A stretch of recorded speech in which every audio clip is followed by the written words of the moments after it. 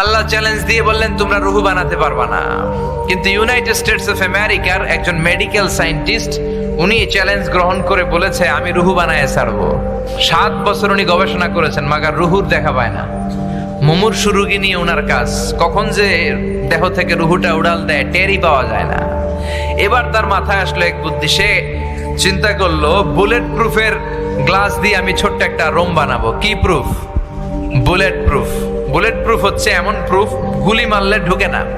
এই যে আমাদের মাননীয় প্রধানমন্ত্রী মহোদয়, রাষ্ট্রপতি মহোদয় যে গাড়িতে চড়ে, এই গাড়িগুলো বুলেট প্রুফ, কেউ গুলি মারলেও ঢুকবে না, ঠিক কিনা? তো বিজ্ঞানের মাথায় চিন্তা আসলো আমি বুলেট প্রুফের একটা গ্লাস দিয়ে ছোট্ট রোম বানাবো, আর এই রোমের ভিতরে মুমূর্ষু রোগী ঢুকাবো। এটার ভিতরে কেউ মরলে রুহু আর বেরোতে পারবে না, যেহেতু বুলেট প্রুফ। কত বড় উল্লুক্কা পাঠা! তো গ্লাস ফিটিং করা ছোট্ট একটা রুম বানিয়েছে, আর তার টিমের সবাইকে নিয়ে সে বলল আজকে আমি রুহু ধইরা ছাড়ব। রুহু কেমনে বেরোয় আমি দেখবো, কারণ বুলেট প্রুফের গ্লাস দিয়ে, টেম্পার গ্লাস দিয়ে আমি ছোট্ট রুম বানিয়েছি, এটার ভেতরে মুমূর্ষু রোগী ঢুকাবো। যাও আইসিইউ থেকে রোগী ধরে আনো। মুমূর্ষু এক রোগীরে ধরে নিয়ে আসছে, মুখের মধ্যে মাস্ক পরানো, কৃত্রিম ভাবে লাইফ সাপোর্টে রাখা, অক্সিজেন দেয়া হচ্ছে। মেডিকেল টিমের প্রধান বলে গ্লাস ফিটিং করা রুমের ভিতরে ঢুকা, তার আগে তার বিপি মাপ মানে ব্লাড প্রেশার চেক করে বলে বিপি ইজ ওকে। এবার বলল তার ওজন মাপ, তারা ওজন মাপলো, ওজন পাওয়া গেল 80 কেজি। কয় কেজি? এবার বললো ওকে, বিপিও ঠিক আছে, ওজন 80 কেজি। এবার গ্লাস ফিটিং করা রুমের ভিতরে ঢুকায় দেয়, দেখি রুহু কেমনে বেরোয়। ঢুকায় দেওয়ার পরে মেডিকেল টিমের প্রধান বলে তার লাইফ সাপোর্টটা খুলে ফেল, অক্সিজেন খুলে ফেল। সবাই বলে স্যার অক্সিজেন খুলে ফেললে তো এটা মরে যাবে। মেডিকেল টিমের প্রধান বলে মারার জন্যই তো আনছি, এটা না মরলে আমি রুহু দেখবো কেমনে? তো গ্লাস ফিটিং করা রুমের ভিতরে ঢুকায়া লাইফ সাপোর্ট খুলে ফেলছে। অক্সিজেনের অভাবে মুমূর্ষু রোগীটা ছটফট ছটফট করতে করতে শেষ মরে গেছে, মাগার রুহু দেখা যায় না। মেডিকেল টিমের প্রধান একবার ডানে তাকায় বায়ে তাকায়, কি খোঁজে? কিন্তু রুহু আছে নাকি? রুহু উড়াল দিছে, ঠিক কিনা? খুঁজে পাওয়া যায় না। এবার গ্লাসের দরজা খুলে, জানালা খুলে, ভিতরে হাত দিয়ে এরকম রুহু টোকাইতেছে। কি টোকায়? টাকি মাছ যেমনে টোকায় না, রুহু খুঁজতেছে। এইভাবে রুহু পাওয়া যায়? এবার ব্যর্থ এসে বলল লাশটাকে বের করো। বের করার পরে চেক দা বিপি, বিপি মাপো, ওজন মাপো। বিপি নাই, কারণ মরে গেছে। মরে গেলে মানুষের এই যে ধাক্কাটা থাকে, কিন্তু ওজন আছে না নাই? মরার আগে ছিল 80 কেজি, এখন ওজন দিয়া দেখে ওজন হয়ে গেছে 78 কেজি। মরার আগে ছিল কয় কেজি? মরার পরে লাশ বের করে এবার ওজন স্কেলে শোয়ানোর পরে দেখা যাচ্ছে যে ওজন হয়ে গেছে 78 কেজি। কয় কেজি কমছে? কয় কেজি? বিজ্ঞানী কয় আমি পাইছি। সবাই কয় কি পাইছেন? কয় রুহু। কেমনে পাইলেন? কয় মরার আগে লোকটা ছিল 80 কেজি, মরার পরে হয়েছে 78 কেজি, কমছে 2 কেজি। তার মানে যে এটা উড়াল দিছে ওইটাই 2 কেজি। যেহেতু আগে ছিল 80, এখন 78, 2 কেজি কমলো কেন? যেহেতু কমছে তার মানে কিছু একটা তো বেরোইছে, ওইটাই 2 কেজি। কয় আমি পাইছি, রুহু পাইছি। কিন্তু বিজ্ঞানীদের নিয়ম হচ্ছে একটা রেজাল্ট পেয়ে আপনি ফাইনাল কথা বলতে পারবেন না, আরো কিছু নমুনা সংগ্রহের দরকার আছে না নাই? মেডিকেল টিমের প্রধান বলে আরেকটা মুমূর্ষু রোগীরে আন। বিপি মাপ, বলে বিপি ওকে। ওজন মাপ, কয় ওজন 70 কেজি। কয় কেজি? আরো জোরে, কয় কেজি? বলে এটারও ঢুকা। এটারও ঢুকাইয়া লাইফ সাপোর্ট খুলে ফেলছে। আইসিইউর যেই লাইফ সাপোর্টটা খুলে ফেলার কারণে অক্সিজেন নাই, এই লোকটাও অক্সিজেনের অভাবে খিচুনি দিয়ে মরে গেছে। এবারও রুহু খুঁজে পায় না। কয় লাশ বাইর কর। বের করার পরে বিপি মাপ, বিপি নাই। ওজন চেক কর, কয় ওজন হয়ে গেছে 71 কেজি। মরার আগে ছিল কয় কেজি? 70 কেজি। এখন হয়েছে, আগেরটাতে 2 কেজি কম ছিল, কোনোভাবে মিলানোর সুযোগ ছিল, ঠিক কিনা? তো এখনের যে এটা দ্বিতীয় লাশ, এইটা কমে নাই, এটারে বাড়াই দিছে কে? আল্লাহ বলে কিয়ামত পর্যন্ত এরকম বিপি মাপতে পারবি, কিয়ামত পর্যন্ত ওজন মাপতে পারবি, কিন্তু আমার তৈরি করা রুহু খুঁজে পাবি ওমা উতিতুম মিনাল ইলমি ইল্লা কালিলা।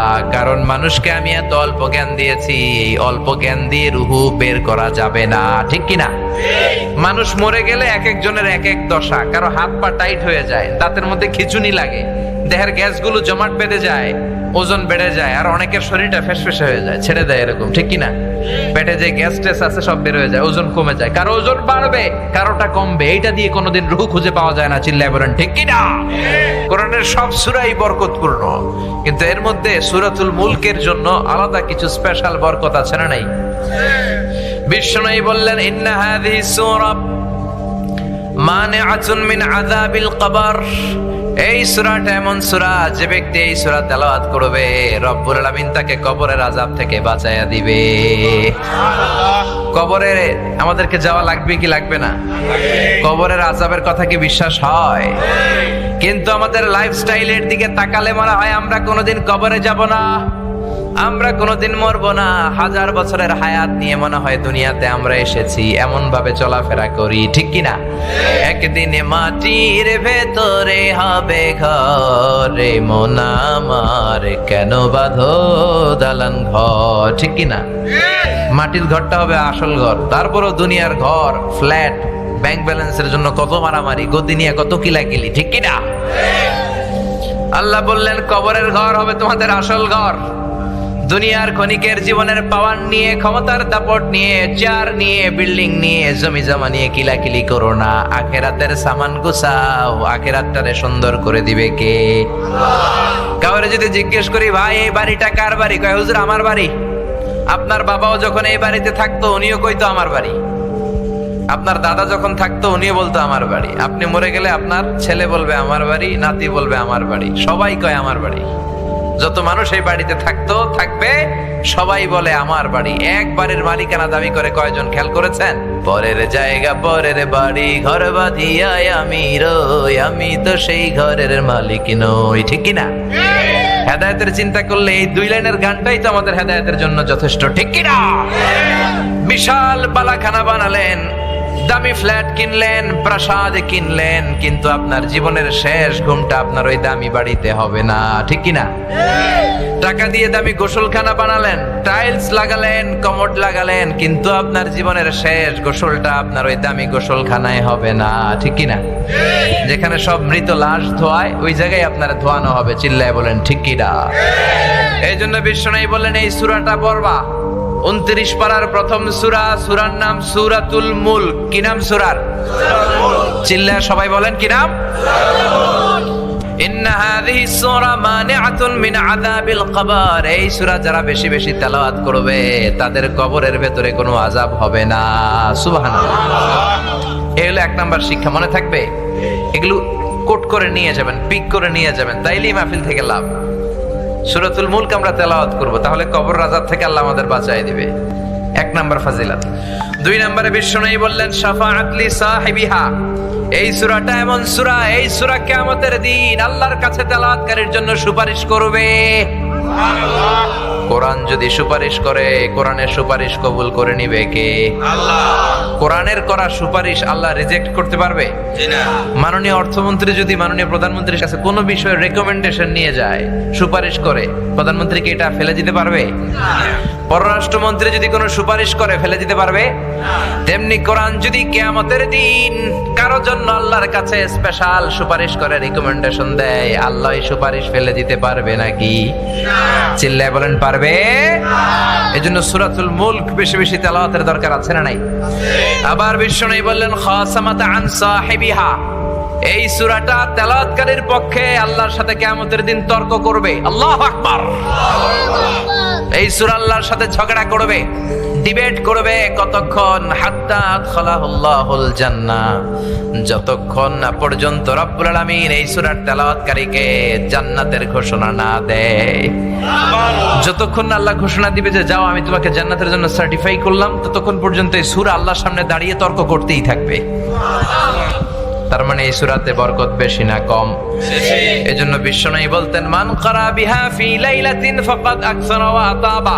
রাত্রি বেলা যে ব্যক্তি এই সূরাটা বেশি বেশি তেলাওয়াত করবে, তেলাওয়াতকারীর আমলনামাটাকে সওয়াব দিয়ে পরিপূর্ণ করে দিবে কে? আল্লাহ। এখন যে সূরা মুলকের তেলাওয়াত তাফসীর আমরা শুনতেছি, এখন দিন না রাত, আমাদের আমলনামা সওয়াব দিয়ে পূর্ণ করে দিবে কে? আল্লাহ। এজন্য বিশ্বনবী বলতেন আমি চাই আমার প্রতিটা উম্মতের হৃদয়ে সূরাতুল মুলক গাথা থাক। আমি নবী চাই আমার সব উম্মতের হৃদয়ে এই সূরাটা মুখস্থ থাক। আল্লাহু আকবার। এজন্য এই সূরাটা মুখস্থ করার দরকার আছে না নাই?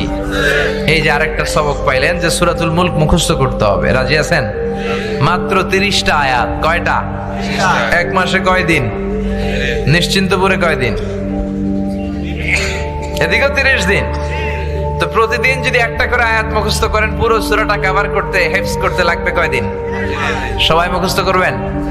নানারা আপনারাও করবেন? আপনারাও করবেন? আপনারা চেয়ারম্যান, জনগণ সবাই মিলে মুখস্থ করবে এই সূরা। জনপ্রতিনিধি, জনগণ সবাই মিলে। রাজি আছেন তো? এটা আপনাদের হোমওয়ার্ক, বাড়ির কাজ। বাড়ির কাজ দিয়ে গেলাম, মুখস্থ হইলে ইমাম সাহেবকে শোনাবেন। রাজি আছেন? রাজি আছেন? This Surah is an eye opener for you. এই সূরা আপনার দৃষ্টিকে খুলে দিবে, আপনার ঘুমন্ত বিবেককে জাগিয়ে তুলবে, আপনার মধ্যে একটা পরিবর্তন নিয়ে আসবে। বিশেষ করে আল্লাহ তাআলা নাস্তিকদের জন্য এই সূরার ভিতরে কিছু ডোজ দিয়েছেন, যারা বলে আল্লাহ বলতে কিছু নাই, স্রষ্টা বলতে কিছু নাই। There is no creator in this world. পৃথিবীতে নাকি কোনো স্রষ্টা নাই, সব নাকি এমনি এমনি হয়েছে, এরকম কিছু কথা বলে, এরকম উল্লুকা পাঠা আছে না নাই? আল্লাহ বলে আমার সৃষ্টির দিকে তাকা, আমার সৃষ্টির ভেতরেই আমি আল্লাহর নিদর্শন আছে না নাই? পাহাড়ের দিকে তাকা, সাগরের দিকে তাকা, ঝর্ণার দিকে তাকা, বুঝতে পারবি এই ঝর্ণারও একজন মালিক আছে না নাই? ঝর্ণা ঝর্ণা ঝর্ণা রে, বলনা বলনা বলনা রে, করবি রহে পাগল পড়া তুই। সুবহানাল্লাহ পড়েন। আপনি যখন কক্সবাজারে যাবেন, the longest sea beach in the world, 155 kilometre, গেছেন? গেলে দেখবেন কি সাগরের ঢেউ।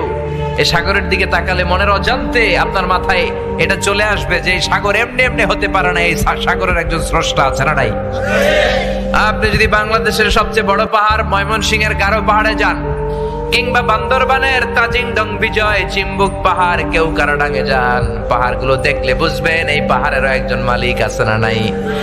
আপনি যদি সৌদি আরবের মরুভূমিতে যান, আফ্রিকার সারা মরুভূমির মাঝখানে যেয়ে দাঁড়ান, আপনি বুঝবেন মরুভূমির একজন মালিক আছে না নাই? আপনি খেয়াল করলে, চিন্তা করলেই আপনার মন আপনাকে সায় দিবে এই মহাবিশ্ব, এই বসুন্ধরা, এই চমৎকার পৃথিবী এমনি এমনি হতে পারে না। এই পৃথিবীর একজন স্রষ্টা আছে না নাই?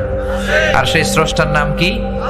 কিন্তু নাস্তিকরা বলে আনসিন ইজ নাথিং, যেটা দেখি না ওইটা বিশ্বাস করি না, বলে না? কিন্তু অনেক জিনিস তারা দেখে না কিন্তু বিশ্বাস করে, আছে না নাই? বাতাস দেখা যায় কি যায় না? এখানে বাতাস আছে না? বাতাস না থাকলে এই যে আমরা ব্রেথ ইন করি, ব্রেথ আউট করি, শ্বাস নেই শ্বাস ছাড়ি, বাতাস না থাকলে শ্বাস নেওয়া যেত?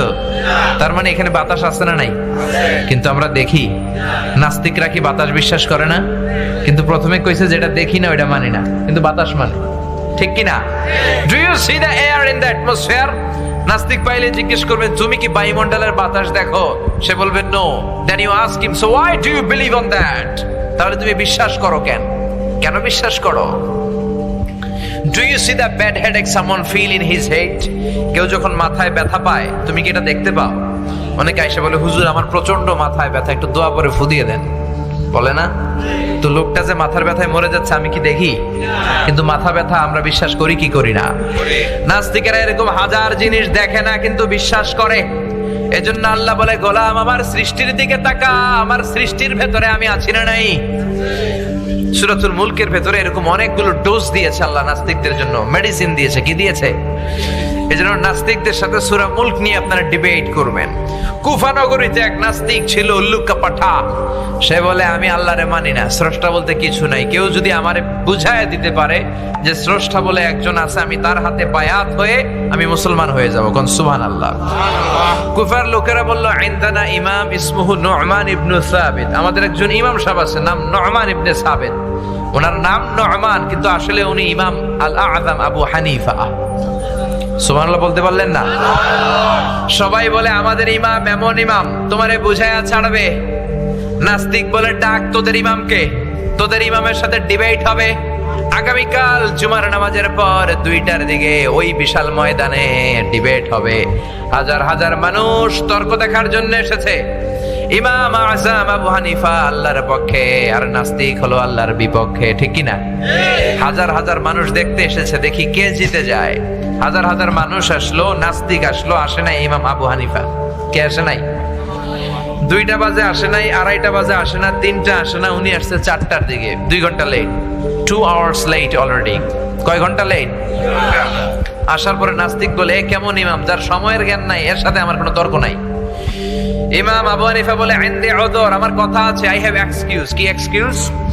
সাইয়েদনা ইমাম আবু হানিফা বললেন, আমি ঘর থেকে বেরোলাম, প্রতিদিন নদী পার হয়ে আমরা আসি, আজকে ঘর থেকে বেরোয় দেখি নদীর সামনে নৌকা নাই, রাস্তায় কোনো মানুষ নাই, কেউ নাই। আমি হেঁটে হেঁটে নদীর কাছে যেয়ে দেখি নদীর পাশে বিশাল বড় গাছ। হঠাৎ দেখলাম এমনি এমনি গাছটা 2 ভাগ হয়ে গেল, এমনি এমনি গাছ থেকে তক্তা বের হয়ে গেল, করাত ছাড়া মিস্ত্রি ছাড়া এমনি এমনি গাছের তক্তাগুলো জোড়া লেগে নৌকা হয়ে গেল। লগি নাই, বৈঠা নাই, মাঝি নাই, এমনি এমনি নৌকা আমাকে নিয়ে নদীর এপার থেকে ওপার চলে গেল। এই বিশাল প্রসেসিংটা হইতে 2 ঘন্টা আমার দেরি হয়েছে, তো এই জন্য আই এম লেট, আমার দেরি হয়েছে। নাস্তিক কয়, তগো ইমাম ডাইল খাইছে, ডাইল, অথবা গত রাতে ঘুম হয় নাই, পাগলের মতো আবল তাবল বকে, প্রলাপ বকে। সাইয়েদনা ইমাম আবু হানিফা বললেন, এই কথা বলেন কেন? নাস্তিক বলে, করাত ছাড়া গাছ কাটা যায় নাকি? এমনি এমনি গাছ কাটা যায় নাকি? এমনি এমনি তক্তা বেরোয় নাকি? এমনি এমনি তক্তাগুলো জোড়া লেগে নৌকা হয় নাকি? এমনি এমনি লগি নাই, বৈঠা নাই, এমনি এমনি মাঝি ছাড়া নৌকা চলে নাকি? ইমাম আবু হানিফা বললেন, এই তো আপনি লাইনে চলে আসছেন, now you are on the right track, এখন আপনার বোঝানো আমার সহজ হবে। সাইয়েদনা ইমাম আবু হানিফা বললেন, এমনি এমনি তক্তা হয় না, এমনি এমনি গাছ কাটে না, এমনি এমনি মাঝি ছাড়া নৌকা চলে না, তাহলে এই আকাশটা কেমন করে এমনি এমনি হলো? জমিনটা কেমন করে এমনি এমনি হলো? পাহাড় পর্বত মহাবিশ্ব কেমন করে এমনি এমনি হলো? আল্লাহু আকবার। এই যুক্তির সামনে নাস্তিকের আর কোনো যুক্তি নাই। নাস্তিক কয়, তাই তো, আসলেই তো আমি একটা উল্লুকা পাঠা, এতদিন পর্যন্ত আমি এইভাবে চিন্তা করি নাই, আমি তো এরকম ভাবি নাই।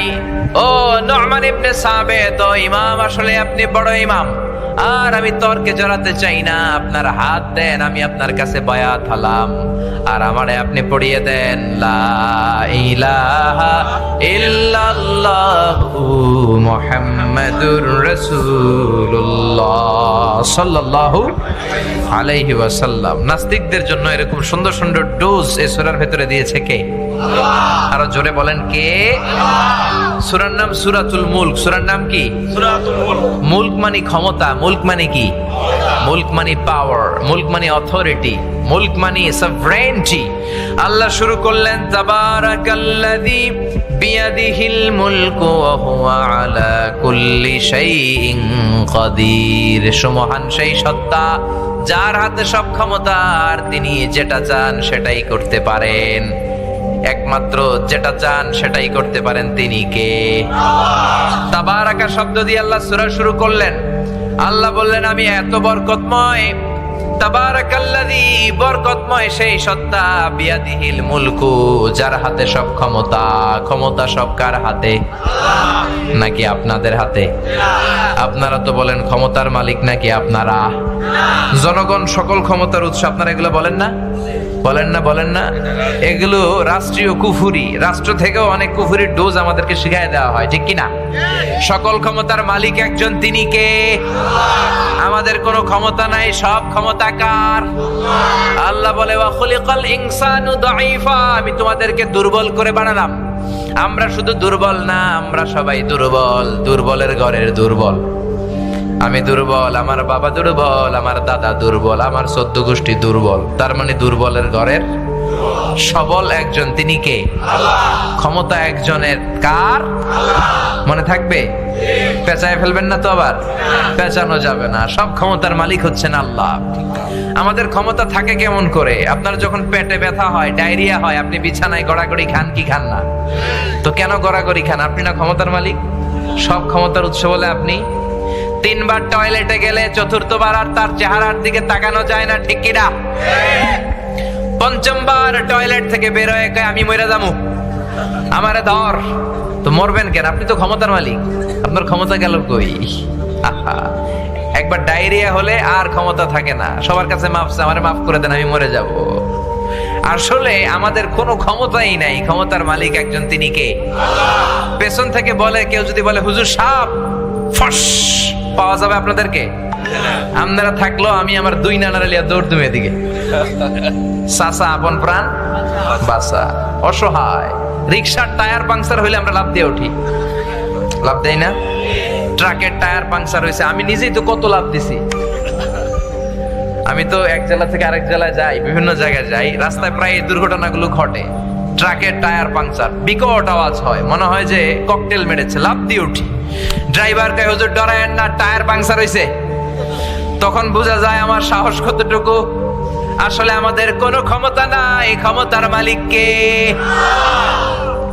এর জন্য আল্লাহ বললেন তাবারাকাল্লাযী বিয়াদিহিল মুলকু ওয়া হুয়া আলা কুল্লি শাইইন কাদির। সুমহান সেই সত্তা যার হাতে ক্ষমতা, ক্ষমতা কার হাতে? বর্তমান পৃথিবীতে সবচেয়ে সুপার পাওয়ার বলে দাবি করে ডোনাল্ড ট্রাম্প নিজেকে, তাই না? তার একটা বক্তব্য দেখবেন, ইউটিউবে পাবেন। সে ভাষণ দিচ্ছিল, কে যেন বিউ বলে, মানে একটা হুইসেলে ফু দিয়েছিল আর আল্লাহু আকবার বলেছিল। সে 3টা লাফ দিছে, আর তার স্পেশাল সিকিউরিটি ফোর্স এসএসএফ এসে তাকে ঘিরে ধরেছে। এত ক্ষমতার অধিকারী, একটা হুইসেল দিলে লাফ দিয়ে ওঠে। আচ্ছা না নাই? আবার বোঝা যায় যখন তুফান শুরু হয়, বোঝা যায় আমাদের ক্ষমতা কত কম যখন ভূমিকম্প হয়।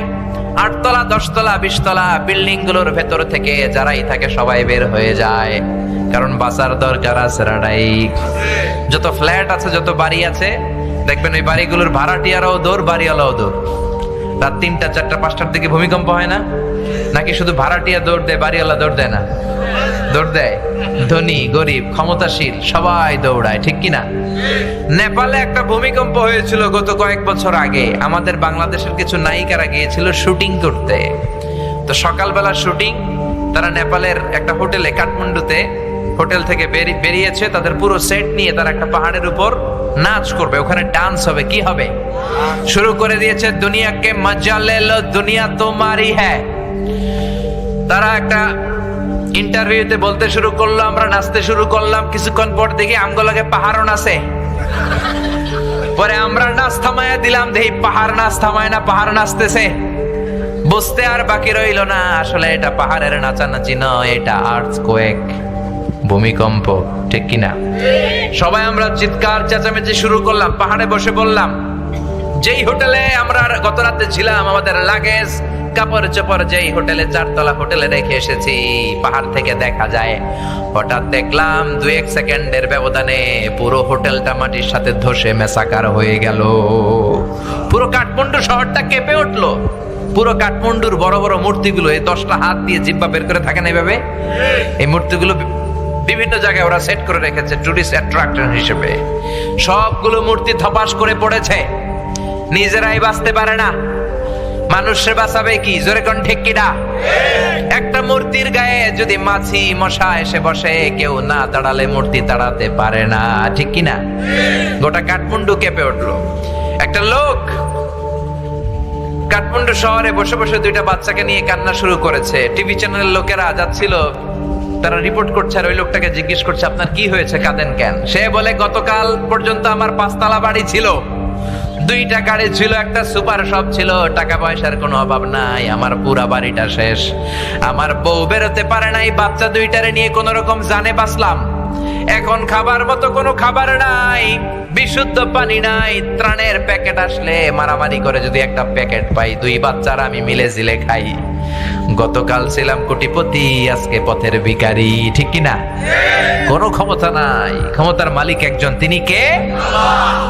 এই যে মাহফিলের ময়দান, 3টা বাউয়া ব্যাংক যদি কেউ এদিকে ছেড়ে দেয়, বাউয়া ব্যাংক চিনেন? লাভ দেয় না? এদিকে একটা বাউয়া ব্যাংক, মাঝখানে একটা, পিছনে একটা ব্যাংক, আর কি লাভ দিবে? ব্যাংকের চেয়েও 3 ডবল লাভ দিবেন আপনারা, ঠিক কিনা? কোনো ক্ষমতা নাই। কুকুর আমাদেরকে কামড়াইলে আমরা কুকুরে কামড়াইতেও পারি না। বল্লা পোকা কামড় দিয়ে দেয় দৌড়, ওইটার যে ধর্ম ওইটাও পারি না, চিল্লা এখন, ঠিক কিনা? এজন্য আপনি যত ক্ষমতার অধিকারী হন, এগুলো নকল ক্ষমতা।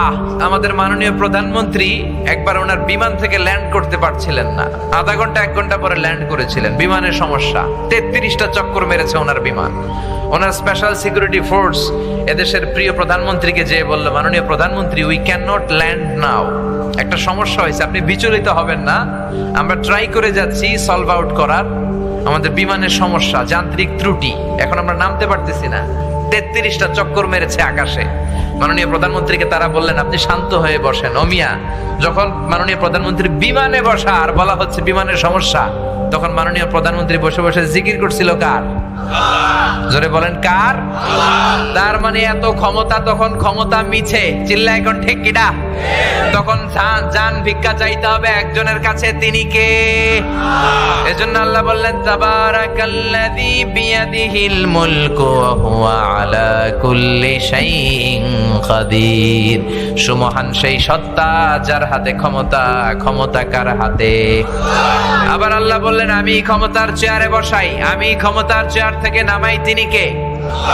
কুলিল্লাহুম্মা মালিকাল মুলকি তুতিল মুলকা মান তাশাউ ওয়া তানজিউল মুলকা মিম্মান তাশা ওয়া তুইজ্জু মান তাশাউ ওয়া তুযিল্লু মান তাশাউ বিয়াদিকাল খায়র ইন্নাকা আলা কুল্লি শাইইন কাদির। সুবহানাল্লাহ পড়েন। আল্লাহ বলে, আমি ক্ষমতার মালিক, আমি ক্ষমতায় বসাই, আমি ক্ষমতা থেকে নামাই। ডোনাল্ড ট্রাম্পকে আমেরিকার ক্ষমতায় বসালো কে? হিলারিকে হারায় দিল কে? আবার ডোনাল্ড ট্রাম্প যদি বেশি বেশি না ফরমানি করে, ডোনাল্ড ট্রাম্পরেও লাথি মাইরা নামায় দিতে পারে কে? ওই ক্ষমতা আল্লাহর আছে না নাই? তাহলে সকল ক্ষমতার মালিক কে? প্রিয় ভাইয়েরা, এই পৃথিবীতে অনেক দেশে দেখবেন যিনি প্রেসিডেন্ট বা প্রধানমন্ত্রী ক্ষমতার চেয়ারে বসে, কেউ 5 বছরের মেয়াদে বসে, কেউ বসে 10 বছরের মেয়াদে। এবার বলেন তো, উত্তর দেন, আল্লাহ ক্ষমতার চেয়ারে বসছে কয় বছরের মেয়াদে? 20 বছর, 50, 100, কয় বছর? আল্লাহ বলে, হুয়াল আউয়ালু ওয়াল আখিরু ওয়াল যাহিরু ওয়াল বাতিনু ওয়া হুয়া বিকুল্লি শাইইন আলীম।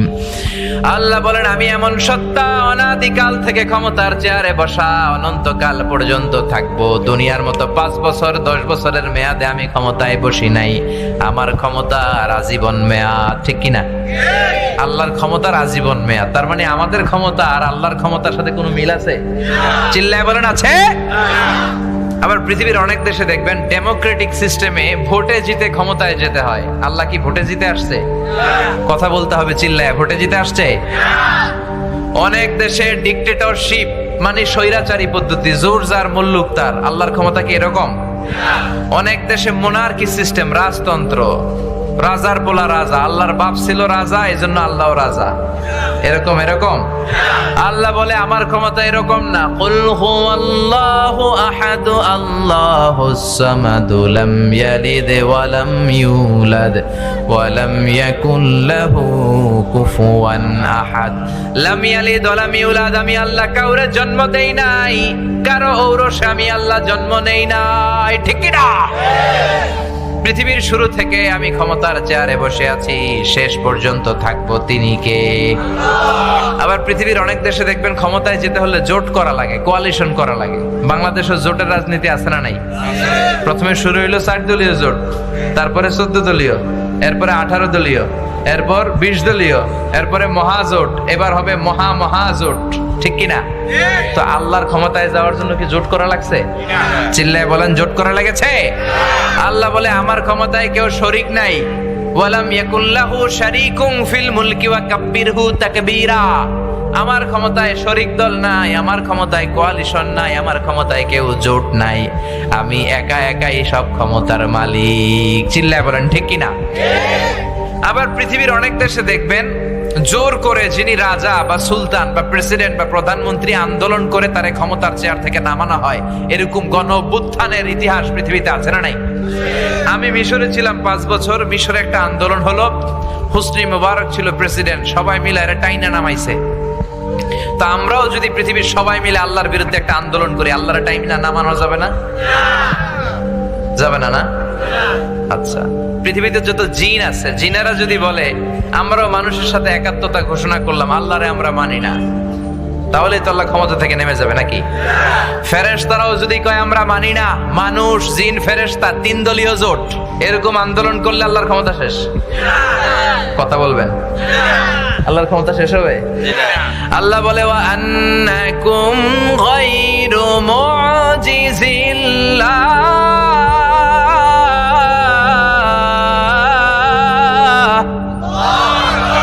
গোটা বিশ্বের সবাই মিলে জোট করে যদি আমি আল্লাহর বিরুদ্ধে বিদ্রোহ করো, মানুষ জিন ফেরেশতারা সবাই যদি আমার বিরুদ্ধে যুদ্ধ ঘোষণা করো, সবাই মিলে যদি আমারে ক্ষমতার চেয়ার থেকে নামাতে চাও, সবার চেষ্টার ফলেও আমার ক্ষমতার এক আনাও তোরা কমাতে পারবি না।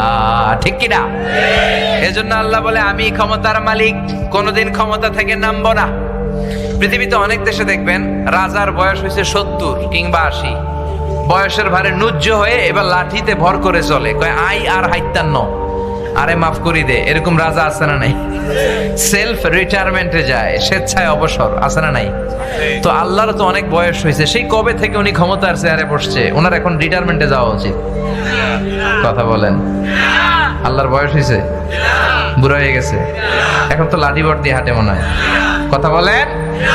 আল্লাহ বলে না, লা তাখুযুহু সিনাতুন ওয়ালা নাওম, আমার ঘুম নাই, তন্দ্রা নাই, আমার ক্লান্তি নাই, শ্রান্তি নাই। ওয়ালা ইয়াউদুহু হিফযুহুমা ওয়া হুয়াল আলিয়্যুল আযীম। এই মহাবিশ্বটা পরিচালনা করতে যে আমি আল্লাহ এক সেকেন্ডের জন্য ক্লান্ত হই না। সুবহানাল্লাহ। এজন্য আল্লাহ বললেন তাবারাকাল্লাযী বিয়াদিহিল মুলকু ওয়া হুয়া আলা কুল্লি শাইইন কাদির। সুমহান সেই সত্তা যার হাতে ক্ষমতা। ক্ষমতা কার হাতে? নাকি আপনাদের হাতে? আর কোনদিন এটা বলবেন আমরা ক্ষমতার মালিক, আমাদের দাপট সব আমার আমার আমার, এগুলো বলা যাবে? সব কার? আল্লাহ বললেন সব ক্ষমতার মালিক আমি, আর আমি চাইলে সব করতে পারি। আমরা বললাম আল্লাহ বুঝলাম আপনি অনেক ক্ষমতার মালিক, আর আপনি কি করতে পারেন বলেন? আল্লাহ বললেন আল্লাযী খালাকাল মাউতা ওয়াল হায়াতা লিয়াবলুয়াকুম আইয়ুকুম আহসানু আমালা ওয়া হুয়াল আজিজুল গফুর। সুবহানাল্লাহ পড়েন। আল্লাহ বলে আমি জীবন তৈরি করেছি, মরণ তৈরি করেছি তোমাদেরকে পরীক্ষা করার জন্য, আর আমি দেখতে চাই কে ভালো আমল করো। যারা ভালো আমল করেছো তাদের জন্য 8টা জান্নাতের দরজা খুলে দিবে কে? আর যারা দুনিয়াতে জুলুম করেছো, অন্যায় করেছো, তাদের জন্য জাহান্নাম রেডি করা আছে না নাই? আল্লাহ বলে আমি জীবনের মালিক, মরণের মালিক। ও মিয়া, জীবন দেয় কে? মরণ দেয় কে? প্রাণ ভিক্ষা দেয় কে? নাকি আমনেগো রাষ্ট্রপতি? আমনেগো রাষ্ট্রপতি তো মাশাআল্লাহ প্রাণ ভিক্ষা দেয় না। আরে রাষ্ট্রপতির প্রাণও আল্লাহ ভিক্ষা দিতে পারে, চিল্লা এখন ঠিক কিনা? আসল জীবন মরণের মালিক কে? আল্লাহ বললেন আমি জীবন বানালাম, মরণ বানালাম, মাঝখানে বানালাম রূহ। রূহ থাকলে মানুষ জিন্দা, রূহ চলে গেলে ওই মানুষটা হয়ে যায় মুর্দা। এই যে মিজানুর রহমান আজহারী কথা বলে হাসে, কথা বলে হাত নাড়ে, কারণ ভিতরে রূহ আছে না নাই? আপনারাও কথা বলেন, নড়েন চড়েন, কারণ ভেতরে রূহ আছে না নাই? যেই দিন রূহটা উড়াল দিবে, লাশ বানিয়ে দিবে কে? এই পৃথিবীর সবচেয়ে বড় ধরনের একটা মিরাকেল, অ্যামেজিং মিরাকেল বিষয় হচ্ছে রূহ। মানুষ সব বানাতে পারে, মানুষ প্লেন বানাতে পারে, রোবট বানাতে পারে, মানুষ সুফিয়া খালারে বানাতে পারে। সুফিয়া খালারে চিনেন? সুফিয়া নামে একটা মেয়ের আনছিল না? হ্যাঁ, এটা মেয়ের আকৃতি দিয়েছে, ঠোঁটে লিপস্টিক পরিয়েছে। আল্লাহ বলবেন কিয়ামতের দিন এর ভেতরে রূহ ঢুকা। যারা সুফিয়া নিয়ে লাফালাফি করছে, রূহ ঢুকা। এজন্য আল্লাহ বললেন তুমি প্লেন বানাতে পারো, কম্পিউটার বানাতে পারো, রোবট বানাতে পারো, কিন্তু তুমি রূহ বানাতে পারো নাকি? রূহ বানাতে পারে একজন, তিনি কে? ইয়াসআলুনাকা আনির রূহি কুলির রূহু মিন আমরি রাব্বি ওয়া মা উতীতুম মিনাল ইলমি ইল্লা কালিলা। মক্কার কাফিররা এসে বলে আব্দুল্লাহর বেটা মুহাম্মদ, তুমি যদি একটা প্রশ্নের উত্তর দিতে পারো আমরা সব মুসলমান হয়ে যাব। বিশ্বনবী বললেন কি প্রশ্ন? মক্কার কুরাইশরা বলে মা হুয়ার রূহ, রূহ কাকে বলে? এইটা যদি বলতে পারো কালিমা পড়ে মুসলমান হব। সুবহানাল্লাহ। ওমি আপনারা কেউ রূহ দেখছেন? কালার কি, ওজন কতটুকু, সাইজ কতটুকু আমাদের জানা আছে? চাচা মরে গেল, দাদা মরে গেল, কোন দিক দিয়ে যে রূহটা উড়াল দিল আমরা কেউ দেখেছি? জোরে বলেন। বিশ্বনবী বললেন আমি জানি না, তবে আল্লাহ যদি জানায় জানিয়ে দেব। আল্লাহ আয়াত নাজিল করলেন কুলির রূহু মিন আমরি রাব্বি ও নবী, মক্কার কুরাইশদের বলে দেন, রূহ হলো আমি আল্লাহর স্পেশাল আদেশ, আল্লাহর অর্ডার। আল্লাহর অর্ডারে রূহ ঢুকে, আল্লাহর অর্ডারে এই রূহ বের হয়ে যায়, ঠিক কি না? এই রূহ কেউ বানাতে পারে না। মানুষ কি রূহ বানাতে পারবে? এর কারণ ওমা উতিতুম মিনাল ইলমি ইল্লা কালিলা, আমি তোমাদেরকে অল্প জ্ঞান দিয়েছি, লিমিটেড জ্ঞান। আমাদের জ্ঞানটা লিমিটেড, সীমিত। আনলিমিটেড জ্ঞান একজনের, তিনি কে? আল্লাহ বললেন, গোলাম আমি মানুষ বানালাম, জীবন বানালাম, মরণ বানালাম, রূহ বানালাম। আমরা বললাম, আল্লাহ বুঝতে পেরেছি আপনি সব ক্ষমতার মালিক, আপনি জীবনের মালিক, মরণের মালিক, রূহুর মালিক, আর কিসের মালিক একটু আমাদেরকে বলেন। আল্লাহ বলে, আল্লাযী خلق سبع سماوات طباقا ما ترى في خلق الرحمن من تفاوت। আল্লাহ বললেন, উপরের দিকে নজর করে তাকা, তোদের মাথার উপরে 7 স্তরের যে 7টা আকাশ, সে আকাশটাও আমি বানিয়েছি। সুবহানাল্লাহ। আমাদের মাথার উপরে এই যে আকাশ তৈরি করেছে কে? চিল্লায় বলেন, কে? ওয়ালাকাদ যায়্যানাস সামাআদ দুনিয়া বিমাসাবিহ ওয়া জাআলনাহা রুজুমাল লিশ-শায়াতিন। আল্লাহ বলে, প্রথম আকাশের দিকে নজর করে তাকা, মহাশূন্যের দিকে তাকা, তারা দিয়ে আকাশটারে সুন্দর করেছে কে? আকাশের মধ্যে যে তারা, এগুলোকে তৈরি করলো কে? আল্লাহ বলে, I have beautified the closer sky with candles, with light and stars. প্রথম আকাশের মহাশূন্যটাকে আমি আল্লাহ চমৎকার চমৎকার তারা দিয়ে সাজিয়ে দিয়েছি। রাতের বেলা তারার মেলা, আছে না নাই? দেখতে সুন্দর লাগে না? দেখতে মনে হয় ছোট্ট ছোট্ট ডট, আসলে কি এগুলো তো ছোট? সূর্যটারে মনে হয় ছোট্ট একটা রুটির মতো, ঠিক কি না? আসলে কি সূর্যটা রুটির মতো? আর আমরা যে তাকাই, আমরা কি আকাশ দেখতে পাই? না, এটা মহাশূন্য। এটা কি? আপনি যা দেখেন মহাশূন্য। ইউনাইটেড স্টেটস অফ আমেরিকার বিজ্ঞানীরা এই যে মঙ্গলে যায়, জুপিটারে যায়, চাঁদে নামে, এগুলো সব মহাশূন্য। প্রথম আকাশ যে কত উপরে তারা নিজেরাও জানে না, ঠিক কি না? আমরা খালি চোখে দেখি প্রথম আকাশের মহাশূন্য, তার অনেক উপরে প্রথম আকাশ। তারপরে দ্বিতীয় আকাশের মহাশূন্য, তার অনেক উপরে দ্বিতীয় আকাশ। সুবহানাল্লাহ কইবেন না? একটার চেয়ে একটা বড়, একটার চেয়ে একটা বড়, একটার চেয়ে একটা বড়। বিশ্বনবী বলে, প্রথম আকাশের চেয়ে দ্বিতীয় আকাশ কত বড় শোনো। তোমার হাতের আংটিটা খুলে যদি মরুভূমিতে ছেড়ে দাও, পুরো মরুভূমির তুলনায় তোমার আংটি যত ছোট, আল্লাহর দ্বিতীয় আসমানের তুলনায় আল্লাহর প্রথম আসমানটা ঠিক তত ছোট। আরো আসতে পড়েন সুবহানাল্লাহ। সে তুলনায়, মহাবিশ্বের তুলনায় কত তুচ্ছ আমি, কত ক্ষুদ্র আমি, কত নগণ্য আমি। এই যে সূর্যের আলো ছাড়া আমরা বাঁচি না, এই সূর্যটা পৃথিবী থেকে 13 লক্ষ গুণ বড়। Can you imagine, can you guess? আপনি কি কল্পনা করতে পারেন? এই পৃথিবীটাই তো আমরা দেখি নাই, দেখছেন? কে কয়টা দেশ ঘুরছেন? 200টার মতো পৃথিবীতে দেশ। এই যে আমরা পড়ে আছি কুমিল্লার মধ্যে, ঠিক কি না? কুমিল্লা হচ্ছে বাংলাদেশের 64 জেলার একটা জেলা। এরকম 64 জেলা মিলে আমাদের সুজলা সুফলা শস্য শ্যামলা ডিজিটাল বাংলাদেশ। আর এই বাংলাদেশ হচ্ছে পৃথিবীর সবচেয়ে ছোট্ট একটা দেশ, ঠিক কি না? বাংলাদেশের চেয়ে বড় দেশ আছে না নাই? পাশের ইন্ডিয়াই তো আমাদের চেয়ে কত বড়, কানাডা কত বড়, রাশিয়া বাংলাদেশের চেয়ে প্রায় 200 গুণ বড়। এরকম 200টা দেশ নিয়ে পৃথিবীর মাত্র 30 ভাগ স্থল, বাকি 70 ভাগ হচ্ছে শুধু হানি আর হানি। বুঝতে পেরেছেন? বাকি 70 ভাগ পানি, 30 ভাগ মাত্র স্থল। তো এই পৃথিবীটা এত বিশাল, আর ওই সূর্যটা নাকি পৃথিবীর চেয়ে 13 লক্ষ গুণ বড়। তার মানে এই সূর্যই কি মহাবিশ্বের সবচেয়ে বড় তারা? না। ব্যাটেল জিউস নামে একটা তারা আছে, যে সূর্য পৃথিবীর চেয়ে 13 লক্ষ গুণ বড়। ওই ব্যাটেল জিউস তারা আবার সূর্যের চেয়ে 33 কোটি গুণ বড়। তার মানে ব্যাটেল জিউস তারাটাই কি সবচেয়ে বড় তারা? না, ব্যাটেল জিউসের চাইতেও বিশাল বিশাল বড় তারা আছে। এরকম কত million billion trillion zillion fillion octillion তারা যে মহাকাশের প্রথম আকাশের মহাশূন্যে আছে, নাসার বিজ্ঞানীরা নিজেরাও জানে না। কোন সুবহানাল্লাহ। সূর্যের পরে পৃথিবীর সবচেয়ে কাছের তারার নাম প্রক্সিমা সেন্ট্রাই। কি নাম? আসলে এই প্রক্সিমা সেন্ট্রাইতে আমরা একটা শীতকালীন ভ্রমণ করে আসি, একটা ট্যুর করে আসি, সফর করে আসি। যাবেন? কে কে যাবেন? হাত তোলেন। মাশাআল্লাহ, অনেক সাহস। তো এই প্রক্সিমা সেন্ট্রাই হচ্ছে সূর্যের পরে পৃথিবীর সবচেয়ে কাছের তারা। এই পৃথিবীর সবচেয়ে কাছের যেই তারাটা, এই তারাটাতে যদি আমরা ট্যুর করতে যাই, তাহলে আমাদের কিছু প্রিপারেশনের দরকার আছে না নাই? 2.3 লাইট ইয়ার আলোকবর্ষ দূরে পৃথিবী থেকে সবচেয়ে দূরের যেই তারাটা, ওইখানে তো আমরা যাইতেই পারবো না। সবচেয়ে কাছের যেই তারা প্রক্সিমা সেন্টারাই, ওখানে যদি আমরা যাই, আমরা প্লেন দিয়ে যেতে পারবো না, আমাদেরকে রকেট দিয়ে যেতে হবে, ঠিক কিনা? কারণ বর্তমান পৃথিবীর সবচেয়ে দ্রুতগামী বিমানটার নাম হচ্ছে বোম সুপারসনিক।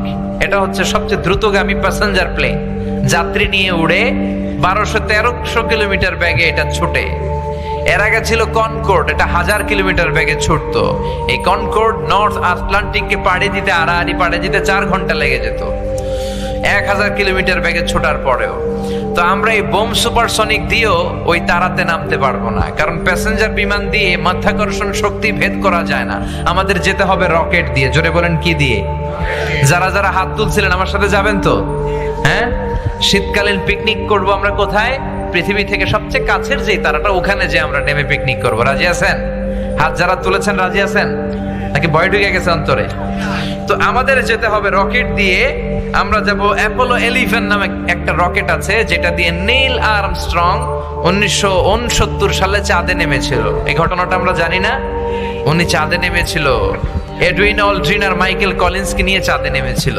ওই রকেটটা দিয়ে যাব। ওই রকেটটা সেকেন্ডে চলে 11 কিলোমিটার বেগে, মিনিটে চলে 660 কিলোমিটার বেগে, ঘন্টায় চলে 39,000 কিলোমিটার বেগে। সুবহানাল্লাহ বাড়িতে যেয়ে বলেন, চিল্লায় পড়েন আল্লাহু আকবার। একটা রকেট না ঘন্টায় 39,000 কিলোমিটার দূর চলে যাবে 1 ঘন্টায়। এখান থেকে আমেরিকা কত দূর হবে? 8-10 হাজার কিলোমিটার। তার মানে এটা দিয়ে 4-5 বার আমেরিকায় আসা যাওয়া করা যাবে। চিল্লায় কোন সুবহানাল্লাহ। তো আমরা যদি এটা দিয়ে পৃথিবীর সবচেয়ে কাছের যেই তারা প্রক্সিমা সেন্টারাইতে যেতে চাই, কোন রকেটটা দিয়ে? অ্যাপোলো 11 রকেট দিয়ে। যে রকেটটা ঘন্টায় চলে কত হাজার কিলোমিটার বেগে? 39,000 কিলোমিটার বেগে। এটা দিয়ে যদি পৃথিবী থেকে ওখানে আমরা নামতে চাই, আমাদের 1,15,000 বছর লেগে যাবে। যে রকেটটা ঘন্টায় 39,000 কিলোমিটার বেগে ছুটে, এত দ্রুতগামী রকেট দিয়েও যদি আমরা পৃথিবীর সবচেয়ে কাছের তারায় পিকনিক করতে যাই, তাহলে আমাদের 1,15,000 বছর লেগে যাবে। আল্লাহ যদি বলে যাও আসারি, তোমার যেহেতু এত শখ, যারা যারা হাত তুলছে তাদেরকে নিয়ে ওখানে পিকনিক করতে যাও, আমি তোমাদের সবাইকে 1,15,000 বছর হায়াত দিয়ে দিলাম। যারা হাত তুলছেন, আমরা যদি যাওয়া শুরু করি, আমরা যেতে যেতে বাকিরা সব মরে ভূত হয়ে যাবে। শুধু তারাই না, আমাদের ছেলে মেয়ে নাতি নাতকর সব মরতে থাকবে। মরতে মরতে মরতে মরতে 6,000 প্রজন্ম যখন মরে যাবে, 6,000 জেনারেশন যখন শেষ হয়ে যাবে, তখন ওই তারাতে আমাদের নামার সময় হবে। সুবহানাল্লাহ কইতে পারলেন না? এজন্য আল্লাহ বলে, ওয়ালাকাদ যায়্যানাস সামাআদ দুনিয়া বিমাসাবিহা ওয়া জাআলনাহা রুজুমান লিশ-শায়াতিন। এরকম বিশাল বিশাল তারা দিয়ে প্রথম আকাশের মহাশূন্যটারে সাজিয়ে দিয়েছে কে? এরপর আল্লাহ বললেন, ওয়াসিররু কাওলাকুম আও ইজহারু বিহি ইন্নাহু আলিমুম বিদাতিস সুদূর। তোমরা প্রকাশ্যে কথা বলো কিংবা গোপনে কথা বলো, কেউ না শুনলেও শোনে কে? এমনকি আমাদের অন্তরেও যেটা চলে সেটাও জানে কে? এই জন্য সব সময় ভালো চিন্তা করার দরকার আছে না নাই? ভালো কাজ করার দরকার আছে না নাই? বেশি বেশি কোরআন পড়ার দরকার আছে না নাই? যেন কানে শুনি সদা তোমার কালাম, হে খোদা চোখে যেন দেখি শুধু কোরআনের আয়াত। শোনো আমার মুনাজাত, শোনো শোনো ইয়া ইলাহি আমার মুনাজাত, শোনো আমার মুনাজাত। পড়েন আমিন। এরপর আল্লাহ বললেন, হুয়াল্লাযী جعل لكم الأرض ذلولا فامشوا في مناكبها وكلوا من رزقه وإليه النشور। তিনি হলেন এমন আল্লাহ যিনি তোমাদের জন্য জমিনটারে সমান করে দিয়েছেন, ঠিক কি না? জমিনটা যদি ফ্ল্যাট সমান্তরাল না হয় তেমনি বসতে পারতেন? এদিকে যদি পাহাড়, এদিকে টিলা, এদিকে উঁচা, ওদিকে নিচা, বসতে পারতেন? এই পৃথিবীর সৌন্দর্যটা যে কত চমৎকার, এটা প্লেনে না চললে বুঝতে পারবেন না। আপনারা প্লেনে চড়ে হজে গেছেন না? জানলার পাশে যারা বসেছেন তারা দেখবেন, আমি কমসে কম 10টার মতো প্রায় 10টার উপরে দেশ ঘুরে ফেলেছি, 12টার মতো হবে। তো জানালার পাশে বসে তাকালে দেখা যায় যে পৃথিবী, আকাশ থেকে পৃথিবী দেখতে কেমন। যেখানে পাহাড় ওইটার দৃশ্য একরকম, যেখানে সাগর একরকম, যেখানে মরুভূমি ওইটার ডিজাইন আবার একরকম। আবার বাংলাদেশের এক জেলা থেকে আরেক জেলায় যখন আমরা প্লেনে যাই, যেমন আমরা ঢাকা থেকে রাজশাহীতে যাই মাহফিল করতে প্লেনে, যশোরে নামি প্লেনে, কক্সবাজারে যাই প্লেনে, সিলেটে মাঝে মাঝে প্লেনে যাই সময়কে সেভ করার জন্য। তো তখন এগুলো খুব বেশি উপর দিয়ে ওঠে না, 15,000 ফিট দিয়ে চলে যায় ডোমেস্টিক ফ্লাইটের বিমানগুলো। তখন জানলা দিয়ে দেখা যায় যে কত সুন্দর। বাংলাদেশের কোথাও ফ্লাই করলে আপনার মনে হবে পুরো বাংলাদেশটাকে আল্লাহ সবুজ কার্পেট দিয়ে ঢেকে রেখেছে। সবুজ কার্পেট মনে হয়, চিল্লায় পড়েন আল্লাহু আকবার। আবার আল্লাহ বললেন, সবুজ কার্পেট দেখে আনন্দে লাফালাফি করো না, এই কার্পেটের নিচেও আযাব আর গজব আছে না নাই? আকাশের উপরও আযাব আর গজব আছে না নাই? আল্লাহ বললেন, আমিনতুম মান ফিস সামাই আন ইয়াখসিফা বিকুমুল আরদা ফাইযা হিয়া তামুর। দুনিয়ার মানুষগুলো কি মনে করেছে নাকি কোনো আযাব আর গজব তাদের আসবে না? আমি যে কোনো সময় ল্যান্ডস্লাইড দিয়ে, ভূমিধস দিয়ে তাদেরকে শেষ করে দিতে পারি, ঠিক কি না? মাঝে মাঝে ল্যান্ডস্লাইড হয়, ভূমিধস, মাটি ভিতরের দিকে চলে যায়, মাঝে মাঝে উপর থেকে শিলাবৃষ্টি পড়ে। শিলাবৃষ্টি দেখেন নাই মনে আপনারা? শিলাবৃষ্টি যখন গরু ছাগলের উপরে পড়ে কি হয়?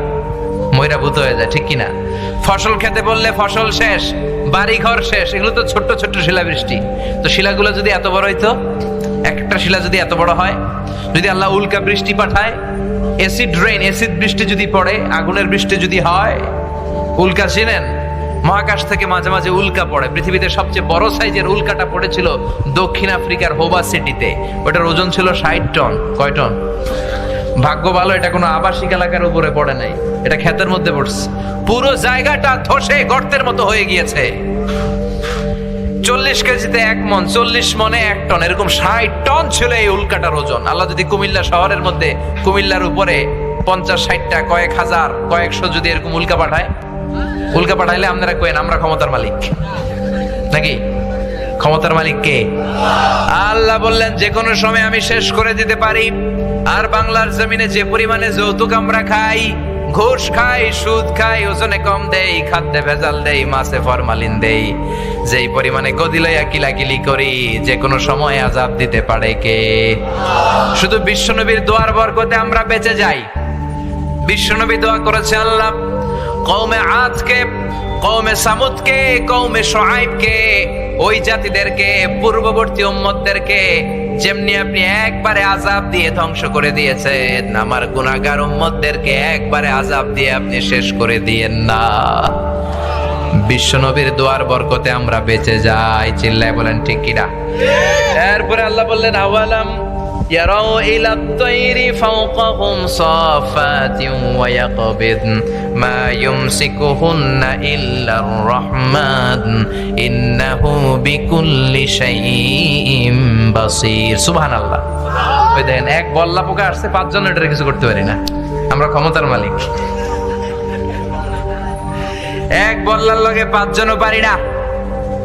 আল্লাহ বললেন, মানুষগুলো নাস্তিক কেমন করে হয়? আওয়ালাম ইয়ারাউ ইলাত তায়র, মানুষগুলো কি পাখিগুলোর দিকে তাকায় না? ফাওকাহুম সাফাতিন ওয়া ইয়াকবিদনা, পাখির দিকে তাকালে ওই মানুষের অন্তরে ঈমান ঢুকায়া দিবে কে? আল্লাহ বলে, নাস্তিকগুলা কি পাখির দিকে তাকায় না? আপনি যদি পাখির দিকে নজর করেন, এই যে কাক উড়ে, বক উড়ে, শালিক উড়ে, ঘুঘু উড়ে, বাবুই পাখি উড়ে, পাখি নিয়ে যদি আপনি চিন্তা করেন, আপনার মনের অজান্তেই এই উত্তর চলে আসবে যে এই পাখির রব আল্লাহ এটাকে সৃষ্টি করেছে। চিল্লা এখন ঠিক কিনা? এজন্য আল্লাহ বলে, ওরা কি পাখির দিকে তাকায় না? ফাওকাহুম, যেই পাখি মানুষের মাথার উপর দিয়ে উড়ে, সাফাতিন, পাখিগুলো তাদের ডানা মেলে দেয়, ওয়া ইয়াকবিদনা, আবার ডানা গুটিয়ে জমিনে নামে। পাখির দিকে নজর করলে ঈমান বাড়ায়া দিবে কে? এই পৃথিবীতে কত ধরনের পাখি যে আল্লাহ তৈরি করেছেন, আপনি জিওগ্রাফিক্যাল চ্যানেল দেখবেন, আপনার ঈমান বেড়ে যাবে। নর্থ আমেরিকাতে হামিংবার্ড নামে একটা পাখি আছে, পৃথিবীর সবচেয়ে ছোট্ট পাখি, সবচাইতে ছোট। এটার প্রাপ্ত বয়স যখন হয় এটা 3, 4, 5 ইঞ্চি বড় হয়। প্রতি সেকেন্ডে এই পাখিটা ডানা ঝাপটায় 80 বার। কয়বার? আচ্ছা, আপনি আপনার হাত 1 সেকেন্ডে ঝাপটাতে পারবেন কয়বার? 4 বার, 5 বার, এরপরে তো শেষ। কিন্তু এই পাখিটা 1 সেকেন্ডে ডানা ঝাপটায় কয়বার? পৃথিবীর সব পাখি শুধু সামনে উড়ে, এই হামিংবার্ড সামনে যেমনি উড়ে পিছনের দিকে উঠতে পারে। সুবহানাল্লাহ বাড়িতে যেয়ে কয়েন। আলপিন সুইফট বার্ড নামে একটা পাখি আছে, সাউথ ইউরোপের আল্পস পর্বতমালার নাম শুনছেন? এই আল্পস পর্বতমালার পাশে এই পাখি থাকে, সুইফট বার্ড। এই পাখি একবার শূন্যে উড়াল দিলে 8 মাস উড়ন্ত অবস্থায় থাকে। আবার জমিনে নামে, আবার উড়াল দিলে আবার 8 মাস। মেঘের আপ থেকে পানি খায়, পোকামাকড় গুলো শূন্য থেকে ধরে খায়, উড়ন্ত অবস্থায় মলত্যাগ করে। একবার উঠলে শূন্যে 8 মাস থাকতে পারে। কোন সুবহানাল্লাহ। হোমাবার্ড নামে একটা পাখি আছে, এই পাখি উড়ন্ত অবস্থায় ডিম পেড়ে দেয়, আর ওই ডিম জমিনে পড়ার আগেই শূন্যে ফেটে বাচ্চা বের হয়ে ওই বাচ্চা উঠতে শুরু করে দেয়। এজন্য আল্লাহ বলে, গোলাম তোরা কি পাখির দিকে তাকাবি না? পাখিকে আরবিতে বলে তয়র, আর বিমানকেও আরবিতে বলে তয়র, ঠিক কিনা? পাখি আরবি যা, বিমান আরবিও তা। Birds and aeroplane maintain the same flying mechanism while flying। পাখি যেমনি উড়ে বিমানও এমনি উড়ে। এজন্য পাখির উপর গবেষণা করতে করতে আমেরিকার 2 জন ভাই উইলভার রাইট অরভিল রাইট বিমান বানায় ফেলছে। সুবহানাল্লাহ কইতে পারলেন না? 1903 সালে আমরা বানাতে পারি নাই, আমরা শুধু ফতুয়া দেই, তুই কাফের, তুই কাফের, তুই মুশরিক। মারামারি কিলাকিলি আমাদের মধ্যে আছে না নাই? কিন্তু ইহুদি খ্রিস্টান এরা রিসার্চ করে, এদের গবেষণার পাল্লা এত ভারী, এরা বিমান বানায় ফেলছে। একদিন 2 দিনে না, শত শত দিন এই 2 ভাই পাহাড়ের মধ্যে শুয়ে পাখি নিয়ে গবেষণা করেছে, কোরআনের এই আয়াতের উপর বেসিস করে, যে পাখি কেমন করে উড়ে, কেমন করে নামে। গবেষণা করতে করতে করতে করতে বিমান বানায় ফেলছে। সুবহানাল্লাহ পড়েন। সর্বপ্রথম ফ্রান্সের এক শহর থেকে আরেক শহরে সেফলি বিমান ল্যান্ড করেছে। শুরু হয়ে গেল মানুষের স্বপ্ন পূরণ। আগে মানুষ শুধু পাখির দিকে তাকায় থাকতো আর কইতো, হায় হায় রে, পাখি উড়ে, আমরা উঠতে পারি না। এখন পাখির চেয়েও দ্রুত বেগে আমরা উড়ি, ঠিক কিনা? আপনি যখন হজে যান, উড়ে উড়ে যান না? পাখির গতিতে যান নাকি আরো গতিতে? একটা বিমান যখন ট্যাক্সি করে, মানে শূন্যে জমিনে যখন চড়ে, রানওয়েতে যখন চড়ে, এটাকে ইংরেজিতে ট্যাক্সি বলে। কি বলে? ট্যাক্সি বলে। আবার এসে যখন বোর্ডিং ব্রিজের সাথে ভিড়ে, এটাকে বলে পার্কিং। আবার শূন্যে থাকলে এটাকে বলে ফ্লাইং, এটা ফ্লাইং অবস্থায় আছে। তো জমিনে যখন ট্যাক্সি করে, টেক অফ করার আগে, মানে উড়ার আগে, গ্রাউন্ডে 500 kilometre per hour or 600 kilometre per hour যদি চড়তে পারে, 600 কিলোমিটার বেগে যখন ট্যাক্সি করতে পারে, তখন বিমানটা পাখার মধ্যে উইংয়ে ব্লেডগুলোর মধ্যে ধাক্কা মেরে এটা শূন্যে উড়াল দেয়। পাখি যেমনি উড়ালটা দেয়, বিমানটাও এমনি উড়াল দেয়। কোন সুবহানাল্লাহ। বানাতে বানাতে মানুষ বানায় ফেলছে বোম সুপারসনিক, পৃথিবীর সবচেয়ে দ্রুতগামী বিমান, ঘন্টায় 1300 কিলোমিটার বেগে চড়ে। সুবহানাল্লাহ পড়বেন না? এয়ার বোয়িং A380 পৃথিবীর সবচেয়ে বড় সাইজের বিমান, 525 জন লোক নিয়ে ওঠে, 4টা ইঞ্জিন, ডবল ডেকার। ও মিয়া, 500-600 লোক যদি থাকে, এদের কয়েকটা করে লাগেজও আছে না নাই? বিমানের ওজন আছে না নাই? সুবহানাল্লাহ কইবেন না? এজন্য আল্লাহ বলে, পাখি নিয়ে গবেষণা কর। পাখির ভেতরে নিদর্শন দিয়েছে কে? আল্লাহ। এই পাখি থেকে গবেষণা করে বিমান আবিষ্কার হলো। এই বিমান আবিষ্কার হওয়ার আগ পর্যন্ত পৃথিবীর সব দেশের ছিল হয় সেনাবাহিনী আর ছিল নৌবাহিনী। বিমান আবিষ্কারের পর শুরু হলো বিমান বাহিনী, এয়ারফোর্স, মিলিটারি। এখন প্রত্যেকটা স্বাধীন দেশের আছে না নাই? এজন্য আল্লাহ বললেন, গোলাম পাখির দিকে তাকা, পাখির দিকে নজর কর। পাখি নিয়ে গবেষণা করলে তোদের ঈমান বাড়িয়ে দিবে কে? এই সূরাটা আল্লাহ শেষ করলেন এই বলে, কুল আরাআইতুম ইন আসবাহা মাউকুম গাওরান ফামান ইয়াতিকুম বিমাইম মাইন। বলো দেখি সবে, শুকাইয়া যদি যায় এই পৃথিবীর পানি, তাহলে হেথায় তটনির ধারা কে দিবে সবারে আনি। আল্লাহ বললেন, এই জমিনের পানি যদি শুকিয়ে যায়, তোরা পানি পাবি কই? একদিন সকালে ঘুম থেকে উঠে দেখলেন টিউবওয়েলে পানি নাই, ট্যাপ ঘুরালেন পানি নাই, পুকুরে নাই, বাজারেও মিনারেল ওয়াটার নাই, খাবেন কি? হ্যাঁ, তখন বললেন, আমি ক্ষমতার মালিক। ক্ষমতার মালিক একজন, তিনি কে? আল্লাহ বললেন, কেউ পানি দিতে পারে না, কৃত্রিম ভাবে কেউ পানি বানাতে পারে না, একজন ছাড়া, তিনি কে? এজন্য আমরা পানি চাইবো কার কাছে? নাকি বৈশাখীর কাছে যাবেন? বৈশাখী মেঘের কাছে জল চেয়ে তুমি কাঁদবে আমি চাই না, তুমি কাঁদেবে আমি চাই না, বলে না? আবার হিন্দুরা ইন্দ্রদেবের কাছে চায়। হিন্দুদের ধর্মবিশ্বাস অনুযায়ী ইন্দ্রদেব বৃষ্টি দেয়। আমরা বলি না, বৃষ্টি দেওয়ার মালিক একজন, মেঘ দেওয়ার মালিক একজন, তিনি কে? আল্লাহ।